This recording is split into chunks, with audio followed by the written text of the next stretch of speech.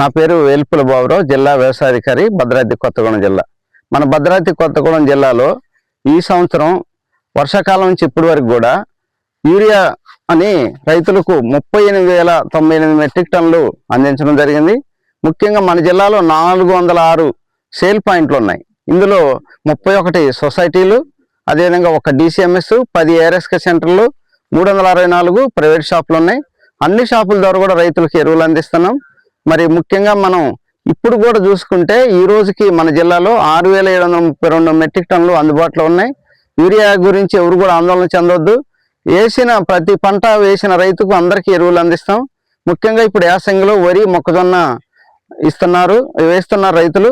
ఈ వరి, మొక్కజొన్న వేసే ప్రతి రైతుకు 10 ఎకరాలు వేస్తే 10 బస్తాలు ఇస్తాం. 20 ఎకరాలు వేసినా కూడా 20 బస్తాలు ఒకేసారి ఇస్తున్నాం. ఇచ్చిన 10 రోజులకు మళ్ళీ గ్యాప్లో వాళ్ళకి కావాల్సిన మళ్ళా 20 బ్యాగుల చొప్పున కూడా ఇవ్వటం జరుగుతుంది. ఎలాంటి ఆందోళన చెందవద్దు.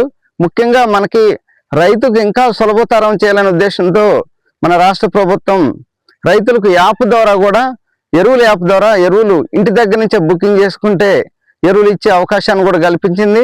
ఈ పథకం ఇప్పటికే 10 జిల్లాలో ప్రారంభమైంది. మన జిల్లాలో కూడా త్వరలో ప్రారంభమవుతుంది. కావున రైతు సోదరులు అందరూ గమనించి ఎరువులు గురించి ఎవరు ఆందోళన చెందనవసరం అవసరం లేదు. మన జిల్లాలో పుష్కలంగా ఎరువులు ఉన్నాయి.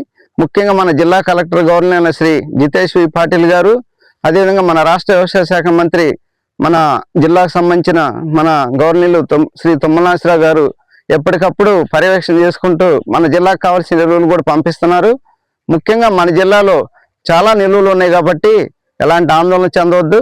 రైతులు ఎక్కడ కూడా మరి వెళ్ళి ఆందోళన పడి క్యూలో నిలబడి తీసుకోవాల్సిన అవసరం లేదండి. యాప్ కూడా 2-3 రోజులు వస్తుంది. మరి ఇంటి నుంచే బుకింగ్ చేసుకొని రైతులు ఎరువులు తీసుకెళ్లొచ్చు. ఎలాంటి ఇబ్బంది లేదు.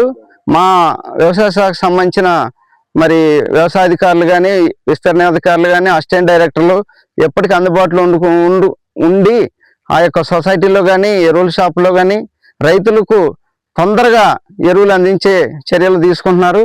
ఎలాంటి ఇబ్బందులు లేకోకుండా రైతులు సేవలో వ్యవసాయ శాఖ ఉంది కాబట్టి దీన్ని ఉపయోగించుకోవాలని కోరుకుంటున్నానండి. లైక్ చేయండి, షేర్ చేయండి, సబ్స్క్రైబ్ చేయండి. మరిన్ని వీడియోల కోసం బెల్ సింబల్ పై క్లిక్ చేయండి.